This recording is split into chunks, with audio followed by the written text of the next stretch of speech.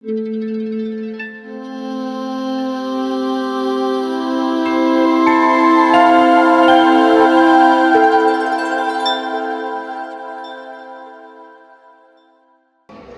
all know that mankind has certain priorities, isn't it? Mankind has certain priorities and needs that must be met in order to sustain life on the earth, such food, clothing, water, and shelter. It's not hard for us to set a priority to have those things, for without them, we will surely die. Kailangan natin yung sa buhay. Sapagkat kung wala ang pagkain, wala ang mga bagay na yan, mamamatay ka. That's why, lahat tayo, all of us, we have our priorities in life. Ask your neighbor, what is your top priority in life? That is the question. Some people, listen to this, some people have their priorities set only upon the necessities of this life, while they completely ignore or neglect the necessities of preparing for the eternity that is surely coming. Ito lang ba yung buhay na inaasahan mo? Do you really believe that there is life after death? Kung pinaghahandaan mo ang buhay na ito sa mundong ito, you work hard, nagtitiis ka, nagtsatsaga ka, because one day you want to be successful in this life. Isn't it? Amen. Are you with me? Amen. But what about eternity? Paano natin ito pinaghahandaan? If you really believe that there is life after death, that is the question. Amen? Amen. We neglect the necessity of preparing for the eternity that is surely coming. How often, if we are just honest in ourselves, how often during the day do we actually stop and think about eternity? Pinag-iisipan ba natin ito?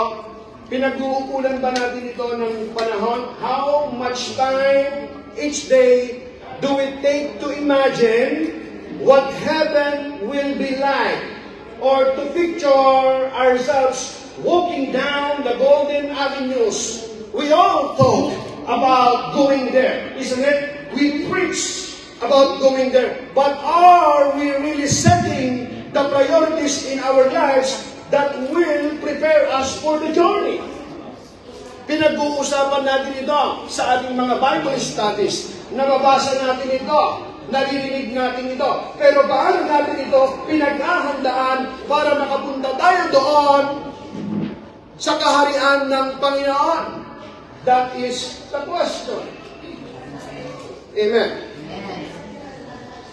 Ask your neighbor, pinag-iisipan mo ba yun? Pinag-iisipan ba natin yun? Pinag-uukulan ba natin ang panahon? That is the question. How much time each day we spend? Think if we really believe that there is life after death. How? This is the question. How do you determine your priorities? And how do you decide what the top priority of your life is? That is the question. So in this sermon, my brothers and sisters, for priorities of life, we must be clear which one is our top priority. Establishing the correct Christian priorities in our lives is vital for our success as follower of Jesus Christ. Napakahalaga ito, mga kapatid. Bilang tagasunod ng Panginoong Hesus, kailangan natin malaman kung ano ba yung ating top priorities in our lives. This is vital for our success as follower of Jesus Christ. Number one, everybody say number one. The most important priority in life as individual is to worship God. Everybody say worship God. Worship God. Ibig sabihin, si Jesus ang number one sa iyong buhay. That means Jesus is number one in your life, not your husband, not your wife, not your work. They are important, they are also priority, but they are not number one. Yes, when you are small, your parents taking care of you. But God is the one who gives you life. That's why He deserves to be number one in your life. Amen. Everyone has priorities. We arrange our schedules. Budgets, even here, right now, isn't it? We arrange our schedules. My wife, even only to arrange the schedules of transportation is not easy. Amen? You have to spend time. Amen? Everyone has priorities.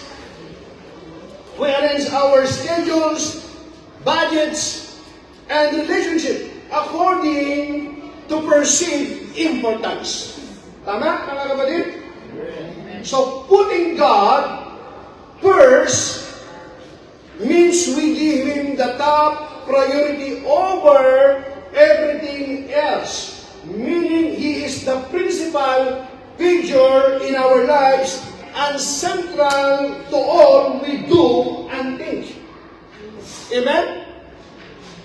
Are you with me? Amen. Sabi mo sa'yo katabi, nakikinig ka, are you listening? When we choose to put God first, we determine that He is more important than any other person. Meaning, His word is more valuable than any other message. And His will is weightier than any other imperative. Meaning, yung kanyang kalooban, yung kanyang salita, ang dapat mapangyari sa iyong buhay. Hallelujah. Putting God first means that we keep the greatest commandments. What is the greatest commandments? Remember that the greatest commandments, mga kapatid, ay, alin? Love. Everyone say love. Love. Kita niyo, that is the greatest commandments. Love. But stop for a while there. Because when we talk about love, it's a very short word. But it's the most misunderstood words among all the words. Why? Sometimes love nowadays is very cheap. We just, I love chocolate. I love cheese curls. Today you can eat cheese curls, you can drink coffee because we are here. Praise God, right? Hallelujah. Give the Lord a hand of praise. I love chocolate. How many of you knows that I love cookies? Even Angel just baked her cookies last week. She gave me yesterday and I love it. I love cookies. But when you talk about love in the Bible, it's a deep meaning, my brothers and sisters. The Bible says in Matthew chapter 22, verse 27, love the Lord your God with all your heart, and with all your soul, and with all your mind. With all, buong puso, buong kalakasan, buong pag-iisip, buong kaluluwa. Think about that. Love the Lord your God with all your heart, with all your soul, and with all your mind.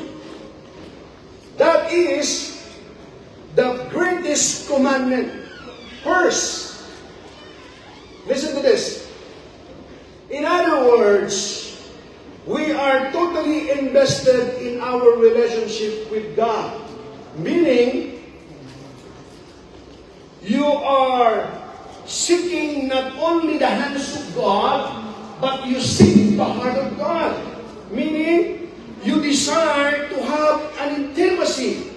When you talk about intimacy, it means you desire to have a close relationship with the Lord.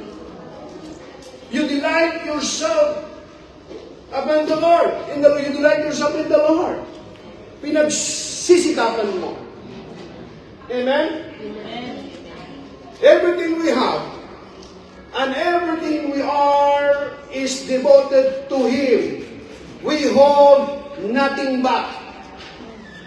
Putting God first means we keep our lives free from idolatry in all its form. The Bible is very clear in 1 John chapter 5 verse 21. The Bible says in 1 John 4:21, "Dear children, keep yourselves from idols." An idol, listen to this, is anything that replaces the one true God in our hearts. Amen? Are you with me? Amen. Putting God first means that we strive to follow in Jesus' steps. Jesus' life was characterized by total submission to the Father's will, service to others, and prayer. Jesus taught us to seek the kingdom of God above all else. That's why the Bible says, seek first the kingdom of God and His righteousness, and all these things shall be added unto you. Amen. Give the Lord a clap of praise. When you decide to serve God with your whole heart and make Him first in your life, you know what happened? Your soul will prosper, and joy and peace will increase. Meaning, my brothers and sisters, when you put God first in your life, not just, God is the first in our life because I used to worship. But you know what? In the Bible, Matthew chapter 4, verse 10, it's very clear, Jesus said that, worship the Lord your God and serve Him only. Meaning, worship without service is in vain. Just like faith without works is dead. Just like you just saying, I love you, but you don't put, there is no action. What is love then? Love is an action word. Nararamdaman siya. When you say someone, I love you, hindi mo lang sinasabi, pinapatunayan mo, nararamdaman nyo. Amen? Very clear, mga kapatid. Amen. Amen. What happened? When you decide to serve God, here's the benefits. With your whole heart and make Him first in your life, your soul will prosper, and your joy and peace will increase. Magkakaroon ka ng kagalakan sa puso. Magkakaroon ka ng kapayapaan. Remember to lean on Him more than anything else and tell Him, God, I want to do this, but I can't do it without you. Ibig sabihin, umaasa ka sa Kanya. And God, you know what happened? He doesn't expect you to live for Him in your own strength or ability. And He understands when you make mistakes. Alam niyo ba yun, mga kapatid? Do you know that? He understands when you make mistakes. Ask your neighbor, you don't make mistakes? Ask your neighbor, you don't make mistakes? Everyone makes mistakes, isn't it? Because if you are saying that you are not making mistakes, then you are perfect. Really? Everyone makes mistakes. It's okay, my brothers and sisters, sometimes to make mistakes. But make sure when we make mistakes, we have to learn from it. Amen? Kailangan natututo din naman tayo doon sa ating pagkakamali. Alright? Hindi naman paulit-ulit. It's okay. And even our God, our holy God, God does not expect a life that is without sin. God knows that we're gonna fail Him. But if we make mistake when we sin against God, we have to humble ourselves before the Lord and seek for forgiveness. And He gives us an assurance of forgiveness if we ask the Lord in prayer with a repentant heart. The Bible says what? He will forgive us and cleanse us for all our iniquities. Hallelujah. When I say hallelujah, so praise the Lord. Amen? So if you mess up, don't be discouraged. And let it hold you back. Confess it and keep going. God will give you grace to do what you need to do. One day at a time. You and God together can do anything because Jesus said, you can do all things through Christ who gives me strength. Amen. Proverbs chapter 3 verse 6 proclaims, in everything you do. Everybody say, in everything you do. In everything you do. That's not me. This is the Bible, very clear. In everything you do, hear it? Put God first, and He will direct you and crown your efforts with success. Hallelujah. How do you like that? Everyone, we want to be successful in this life, isn't it? But the question is, do we put God first in our lives? Siya ba yung una sa ating buong buhay, mga kapatid? Because even though you will achieve your dreams, you can have all the money in the world, but if you don't have Jesus in your heart, then the Bible is very clear. What does it profit the man when he gives the whole world and loses his own soul? Hindi mo madadala yan. Are you with me? In everything you do, put God first, and He will direct you and ground your efforts with success. Now here's the question. How do I know if I'm putting God first? How do I know if I'm putting God first? Putting God first means serving Him with everything. Everything we have. In whatever situation we're in. It means allowing His love for us to overflow into the lives of the people around us. Amen?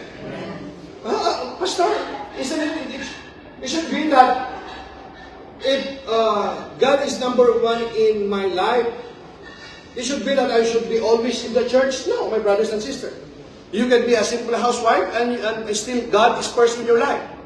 Because many people thought that worship is only going to church when we are singing, when we are praying. No. The Bible says, whatever you do, whether you eat or drink, do it all for the glory of God. Amen? People like that praise. Meaning you have to be faithful doon sa pinagkatiwala ng Panginoon sa iyo. You have to be faithful because every one of us here, we are steward. Amen? And number 2, don't miss this one. Number 2, family. Everybody says family. Family. In the Bible, we see that God's good plan for families. Do you know that God has a good plans for families in the Bible? Through marriage, He brings men and women. Do you hear me? In marriage, men and women. Not man to man, not woman to woman. No. Marriage, men and women. Together to create brand new families. He gives children as a gift. Isn't it? The Bible says, every good gift and perfect gift is from above. And through Jesus Christ, God makes a way for all of us to be part of His eternal family. Do you ever ask yourself, why is family important? Do you ask yourself? Your family is important to you? Amen. So you have to fight the good fight. Because if you are not fighting to your family, if you just only allowing this world to control your family, one day you will regret it. Are you with me? Studies, studies have shown, are you listening? Just remember, listen. This is very important. Studies have shown that spending time with family can help reduce stress and anxiety, lead to a healthier lifestyle, and lengthening your life. Family gives you motivation to be the best version of yourself. If it's not about my family, I just keep eating and sleeping and enjoying myself. But I know that when our daughters, Julian and Angela, will come to Kuwait and they will see me, it's getting bigger and bigger, it doesn't look good, They will just say, "Hey, Papa, take care for your health."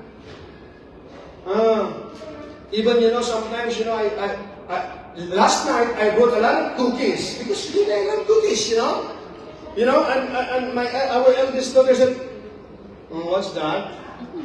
She just simply grabbed it and keep something for themselves because they don't like me to eat that all cookies. Because if you keep that, I will finish it for sure. Are you with me? Why is family important? Are you with me? When we spend time with family, especially face-to-face communication, as opposed to digital, it significantly reduces the occurrences of depression, anxiety, and other mental illness. Being physically present with loved ones and creates a strong emotional support through life's challenges. Your ability to face life's changes and challenges is greatly improved by strong family bond. Being with family gives you the feeling of knowing that you belong. You are cared for and you are needed, which gives a sense of meaning and purpose. Amen. That include also discipline, encouragement. Amen? Discipline is important. Don't misunderstand me here. But sometimes, my brothers and sisters, it's not always just seeking what wrong they are doing. Sometimes, we have to believe that there is a seed of wisdom inside of them. Speaking life over them is very powerful. Amen. Yes. Are you with me? Amen.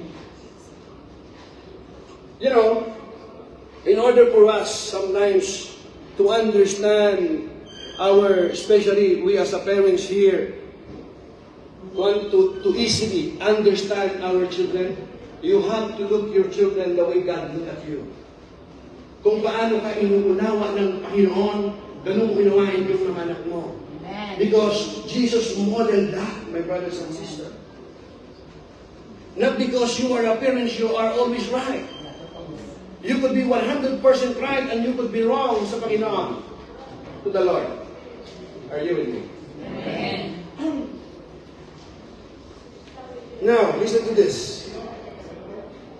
This assurance gives motivation to push forward, grow and succeed. Now listen to this. This verse is a powerful reminder of the importance of prioritizing the care and provisions for one's family. I want you to write it down and don't forget about this verse. First Timothy chapter 5, verse 8. Let's read this together. 1, 2, 3. But if anyone does not provide for his own family, especially for his own household, he has denied the faith and is worse than an unbeliever. You hear that? Worse than an unbeliever. If anyone does not provide for his own family, especially for his own household. he has denied the faith and is worse than any unbeliever. You can go to church and pray every day. But if you neglect to support, love, and care for your family, you are worse than an unbeliever. That's not me, I'm saying. It's the scripture, my brothers and sisters. That's very powerful, my brothers and sisters. You know, the verse emphasizes the responsibility of individual to ensure that their family members are provided for in a physical and emotional sense. Not only physical, but also emotional sense. Bawat isa mayroong pinagdadaanan. Each and every one of us here, we have our own challenges in life. Are you with me? Amen. Don't think that we only as an adult have a challenges in life. We are surprised, even a small kid right now, they have challenges. That's why, you know, it's very important in the school, yung mga anti-bullying na yan, it's mahalaga yan. Are you with me? Na it's sa school, they address that sa school.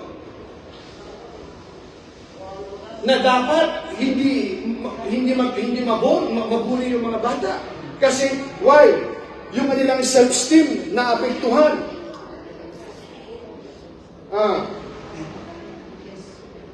So in the broader context of the Christian faith, Paul's instruction in this verse align with the teachings of Jesus to love and care for others, especially those within our own families. So the theme of providing for one's family is a fundamental aspect of the Christian faith. So the verse not only speaks to the physical needs of family members, but also the emotional and spiritual needs as follower of Christ. It is essential to prioritize the well-being of our loved ones and ensure that they are cared for in every aspect of their lives.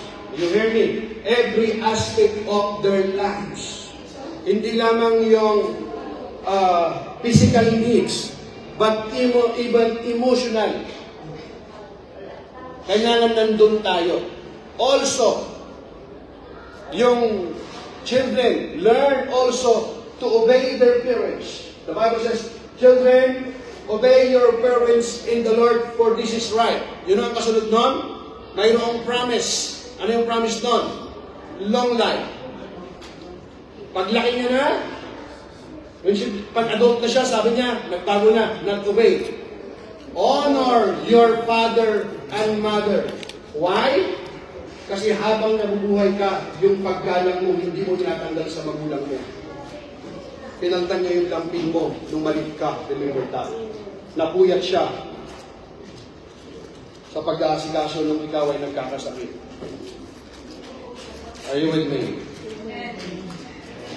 Kailangan, it's very important to love one another, to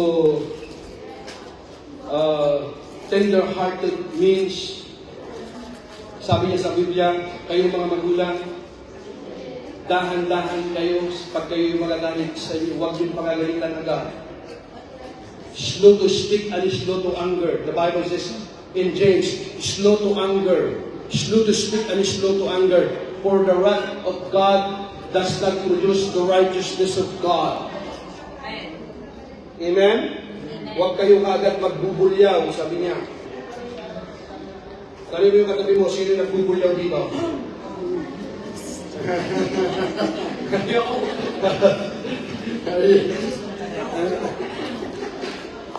Number 3, work or ministry. Bakit sila magkatabi? Kasi sometimes, we are just keep working, we forgot the ministry in our church. Sometimes you're always in the ministry, you regret also your work. We need to balance this. If you have a gifts and talents that God bestowed upon you, God expects that to use it. Amen? Are you listening? You know, this is very important topic, my brothers and sisters. Let's read this one. Hebrews chapter 6 verse 10. Let's read together. 1, 2, 3. For God is not unjust to forget their work, which shows short toward His name. That you have ministered to us. Other version. For God is not unjust. He will not forget how hard you have worked for Him and how you have shown your love to Him by caring for other believers as you still do. For God is not unjust to forget your work and labor of love. Even nobody say thank you. Even nobody appreciate, it's okay. God is not unjust to forget your work. Hallelujah. There is a God who worked behind the scene. Sometimes, we want to be appreciated. Isn't it? But it's okay, my brothers and sisters. If you did not notice that, God noticed it. Are you with me? Amen? Do you know that the writer of Hebrews reassured believers that God is not unjust and He will remember their hard work and love shown toward His name? The Bible states that God worked for 6 days. God worked for 6 days and rested on the 7th day. Amen? So meaning, God is the primary worker, busy with the creation of the world. The first thing, when God put Adam and Eve in the garden, what God told them to do? Worship me. No. Work. Because worship, it's already automatic, built in na yun. It's already automatic, built in. God was always first, number one. But the first thing, was it? Work. Amen? Kaya, God is expecting us to work. Not just like, the Bible is like, not just like the sluggard, means yung mga tamad. Ayun ang Panginoon yung gano'n. Amen? Now, as the average person on the street, what the meaning of work is, and they will answer in some form that it is means of survival and provision. It's how you get a comfortable house, a nice car, and daily essentials like food and clothing. Many lack a basic theology of work and therefore assume that work is a product of the fall. But God designed humanity to work from the beginning. We work because our Creator works, and we're made in His image to reflect Him. In Genesis chapter 2 verse 15, the Bible says, the Lord God took the man and put him in the Garden of Eden to work and keep in it. It's in the Bible. The Lord God took the man and put him in the Garden of Eden to work, eat, and keep it. Is there that? This was prior to fall, before the entrance of human sin. Ibig sabihin, kaya tayo nagtatrabaho na ngayon, kasi dahil pumasok yung kasalanan, hindi. Kahit bago pumasok yung kasalanan, ini-expect na ng Panginoon na magtrabaho tayo, kasi ayaw ng Panginoon ng tamad. Tignan mo yung katabi mo, hindi tamad yan. Pero sa ngayon, huwag na tamad. Okay?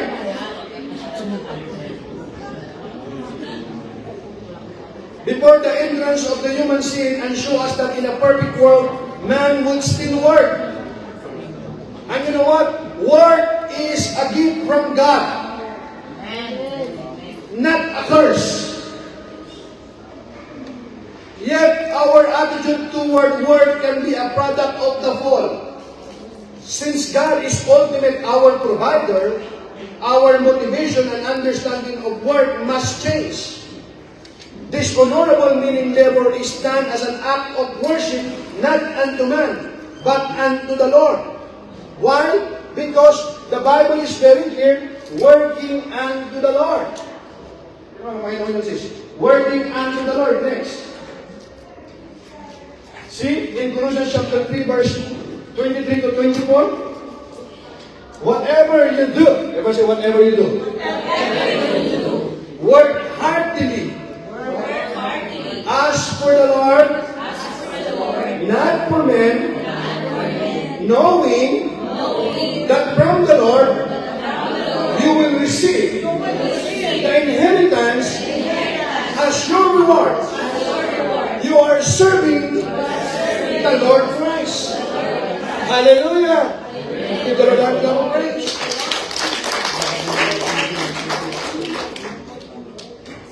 Oh, praise the Lord. Blessing pala ito ng Panginoon. Kaya trabaho ka ng trabaho. Number one, sino yung number one? What is number one? God. Sino yung number two? Number three? Ano yung lagi yung ginagawa? Which one? Where do you spend most of your time? Now you see now why there is a problem? Because priority. Ever say priority? Ngayon, alam mo na. Now you know now? Now here, Paul is writing to slaves or bondservant, but this applies to all Christians in our various callings. We are commanded not to work for eye service. You hear me? We are commanded not to work for eye service as people pleasers, but with sincerity of heart, fearing the Lord. You are not working only if your boss is around. If someone is bossing around, Madam, you want coffee, you want tea. But if your madam is not there, hello, where are you, sister? No, we're going outside, you know? Are you with me?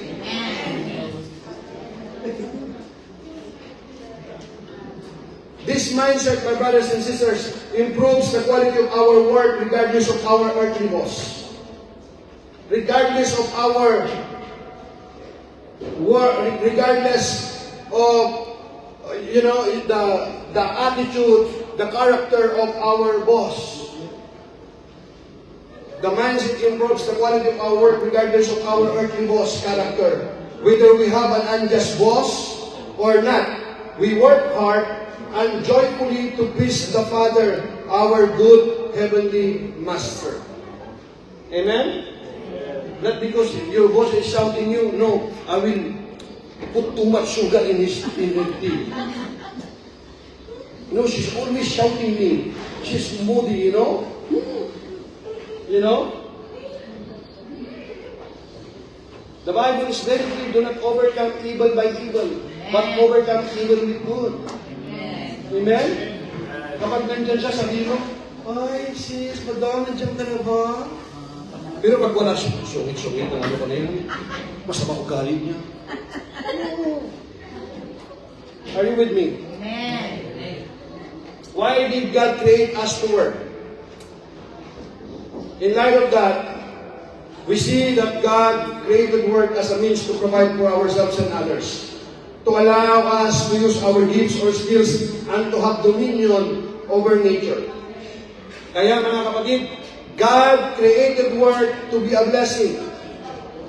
To be a blessing, not a curse. But it's number 3, not number 1, not number 2.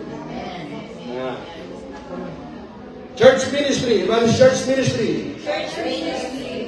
1 Peter chapter 4, verse 10. As each, 1, 2, 3. As each has received a gift, use it to serve one another as good stewards of God's varied grace. Christians are given spiritual gifts to fulfill a special function within the body of Christ.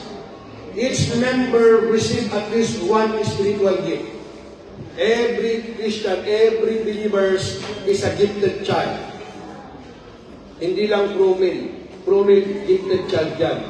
No, every Christian, at least, you have a gift. Peter calls us to be good stewards of all we receive from the Lord.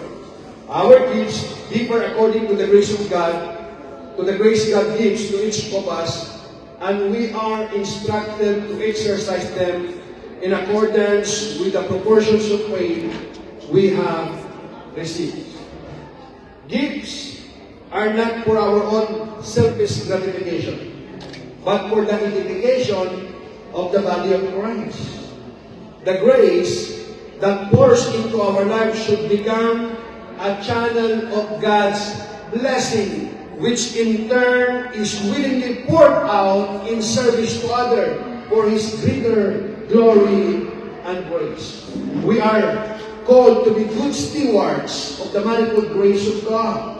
Stewardship takes responsibility and intentionality. We are not to hoard or neglect the gifts God has given us, but rather to use them actively for the benefit of others. As Peter writes, whoever speaks as one who speaks oracles of God, whoever serves as one who serves by the strength that God supplies, so that in everything God may be glorified through Jesus Christ. So number 1, God. Number 2, number 3, word or speak. Number 4, rest and recreation. Dito na lang ng grace. Dito, magaling ang marami dito. Pero number 4 lang siya, kapatid. Hindi siya number 1. Amen? That's why, when we talk about rest and recreation, it's a simple invitation, praise the Lord, everybody will be excited. Amen? Praise the Lord. Are you excited today? Yes. But if I'm going to call, we will have a corporate prayer today. In every meeting, prayer meeting is the most, less people to come. Why? If they really expect that God answered prayer. Why is it like that? So now, I'm not talking now about prayer. I'm going to talk about the importance of rest and recreation. It's important also. Are you ready? Amen. Or are we going to come closing prayer now? Let me talk about this. Rest and recreation refers to time that you spend relaxing when you are not working. It's time. There is a time for everything. There is a time to rest and relax. When it's time to rest and relax, then enjoy. Don't work. Because it's number 3. Are you with me? There is a time. Everyone said there is a time for everything. There's a time for everything. There is a time to sew. There is a time to read. There is a time to cook. There is time to eat. But after eating, just not finished. There is a time to wash the dishes. After you wash the dishes, there is a time to have coffee and tea. Are you with me? So, rest and recreation refers to time that you spend relaxing when you are not working. Hallelujah. Rest is defined as peace, ease, or refreshment. Do you know that in the scripture said it's a time of refreshment? What is the meaning of recreation? What is the meaning of recreation? Refreshment in body or mind as afterward by some form of play, amusement, or relaxation. Any form of play, amusement, or relaxation used for this purpose as games, sports, or hobbies. Recreation yan. Just like last night, we played chess. I play with my opponent, engineer, Brother Lino. I almost win. means I almost win means I lost. But it's not finished. We will continue. I'm gonna fight back. Are you with me? Do you know that the Bible speaks quite highly of rest? It is a repeated theme throughout Scripture, beginning with the creation week. God created for 6 days. Then He rested. Not because He was tired, but to set the standard for mankind to follow. Look at me, my brothers and sisters. Look at me. Listen, look at me. How many days that God created the whole universe? How many days? 6 days. Do you think God can do it in one day? Huh? He can do it. He is God. Meaning He is omnipotent God. He is all-powerful. He can do it one day. So why did He do it in 6 days? Because what? He's trying what? He's trying to... Huh? Yes, He's trying to model us that is not always working. He rested in 7 days. In the 7th day, not because He's tired. Our God is never slumbers nor tired. But He set that model for us, for you, because He wants you to rest and relax. Everybody say inhale. Exhale. Everybody say relax. Take it easy. Give the Lord a praise. Are you excited today? Amen? The command to rest was not an excuse to be lazy. You with me? The command to rest was not an excuse to be lazy. You had to work for 6 days to get to the Sabbath. The land also needed to rest. Do you know that? Kahit na yung lupa, pinagpapahingahin. Hindi ka puro tanim. Are you with me, my brothers and sisters? When you talk about rest, pagdating sa pagpapahinga, God is very serious about rest. Kaya kapag nasa bakasyon ka, when you go for vacation, enjoy. There is no place like home. Don't put a lot of troubles when you are in vacation. It's time to have fun with your family. Are you with me? Sabi ko sa inyo tadi, are you enjoying right now? Nag-enjoy ka ba? Ako doon nagpa-price. God is very serious about rest, my brothers and sisters. You are not a machine. Napapagod ka rin. Sabi mo sa inyo, magpahinga ka naman.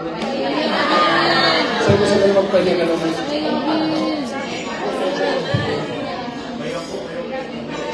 Amen. Gito na lang tayo praise. God desires rest for us because it does not come naturally to us. You hear me? Let me repeat that because you don't hear me. God desires rest for us because it does not come naturally to us. To rest, we have to trust that God will take care of things for us. The Lord will provide, sabi ng Panginoon. We have to trust that. If we take a day off, the world will not stop turning on its axis. For the Christian, the ultimate rest is found in Christ. And He invites us, come unto me, all of you who are heavy laden and weary and tired, for I will give you rest. For I will give you rest. Napapagod ka rin. Look at me. Sometimes, yung higit na napapagod, hindi yung katawan eh.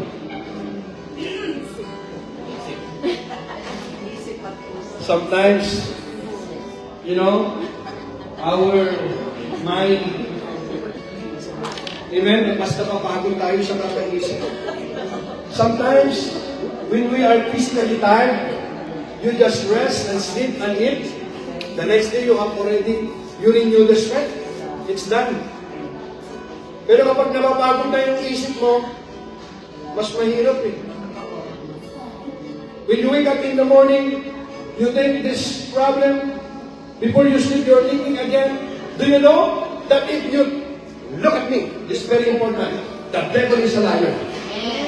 Do you know that Goliath, for 40 days, you know what he's doing? Very early in the morning, he stand in a, which yung mataas na lugar, and he shout there, nagkahamon siya. At he's speaking, he's inflicting fear to the Israelites. You know what happened? Medically speaking, sabi ng mga scientific na mga matatalino, for 40 days, if fear will be, when you wake up in the morning and before you sleep, consistent, then you know what happened? It will be anxiety and depression. That's what Goliath did for 40 days. Early in the morning and even before they sleep, they kept shouting. But you know what? There is a demon. Who's this guy, a circumcised Philistines, who despise the Holy God? I will fight for him. And we know what happened. The Lord gave him the victory. Because the Bible says, the battle belongs to the Lord. You can learn praise. You know, the Bible says, do not worry. But we as a human being, even the Bible commands us not to worry. We cannot control not to worry. Isn't it? But you know what? God doesn't want us to dwell on worry. Do you know what is the definition of worry?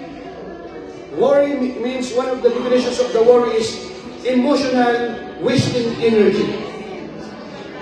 Even you worry, you know what happened? It will not solve the problem. So it's either you worry, much better for you to pray. Because when you pray in the heavenly realms, something is happening. Your gladness is the madness of Satan. So, amen? So keep on worshiping the Lord. Because when you worship the Lord, when you pray, you know what happened? My brothers and sisters, strongholds began to arise. Yung mga began to shackles, yung mga gapos na yan. What do you call that? Chain. He invites all who are weary and burdened, come to Him and cast our cares on Him. It is only Him that we find our complete rest from the cares of the world, from the sorrows that bring us, and from the need to work to make ourselves acceptable to Him. We no longer observe, my brothers and sisters, the Jewish Sabbath, because Jesus is our Sabbath rest. In Him we find complete rest from the labors of our self-effort, because He alone is holy and righteous. Why is it necessary to set priorities in life, my brothers and sisters? Will you stand up? Kasi sabi niya, gulong na kasi ako eh. Gulong na yan.